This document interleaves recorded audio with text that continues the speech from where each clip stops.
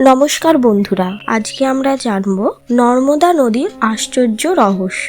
কেন এটি অন্য নদীগুলোর থেকে ভিন্ন দিকে প্রবাহিত হয়। ধারণা করা হয় যে যখন ভগবান শিব অন্ধকাসুরকে বধ করেন তখন তিনি ক্লান্ত হয়ে অমরকণ্টকে শান্ত পাহাড়ে বিশ্রাম নিতে যান। সেই সময় তার শরীর থেকে ঝরে পড়া ঘামের ফোঁটা থেকে এক দিব্য সুন্দর কন্যার জন্ম হয়, যিনি শিবকে নরম অর্থাৎ সুখ ও শান্তি দিয়েছিলেন। তাই তার নাম হয় নর্মদা। ভগবান শিব তাকে আশীর্বাদ দেন যে সৃষ্টির প্রলয়কালেও নর্মদার অস্তিত্ব অমর থাকবে। পরবর্তীকালে নর্মদার বিবাহ ঠিক হয়েছিল সোনভদ্রের সঙ্গে এবং তারা একে অপরকে গভীরভাবে ভালোবাসতেন। বিয়ের আগে নর্মদা তার সখী জুহিলাকে বার্তা দিয়ে পাঠান এবং তাকে নিজের অলংকার দিয়ে রাজকুমারীর মতন সাজিয়ে দেন। কিন্তু এখান থেকেই কাহিনীর মোড় ঘুরে যায়। সোনভদ্র জুহিলিকাকেই নর্মদা ভেবে বসেন এবং তার সৌন্দর্যে মুগ্ধ হয়ে যান।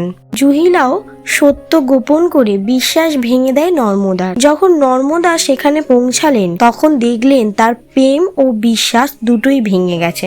সেই মুহূর্তেই নর্মদা সিদ্ধান্ত নিলেন তিনি সারা জীবন অবিবাহিত থাকবেন এবং নিজের পথ নিজেই বেছে নেবেন। তিনি তার প্রবাহের দিক পরিবর্তন করে দিলেন। যেখানে অধিকাংশ নদী পূর্ব দিকে প্রবাহিত হয়, সেখানে নর্মদা পশ্চিম দিকে বয়ে নিজের স্বতন্ত্র পরিচয় গড়ে তুললেন।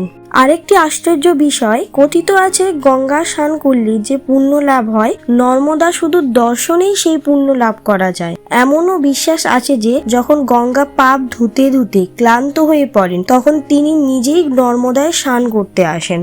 এটি শুধু একটি নদীর গল্প নয়, এটি আত্মসম্মান, সাহস ও আত্মমর্যাদার অনন্য উদাহরণ। নর্মদা না ঝুঁকতে শিখেছেন না ভেঙে পড়তে, বরং নিজের বেদনাকে শক্তিতে রূপান্তর করে নতুন পথ তৈরি করেছেন।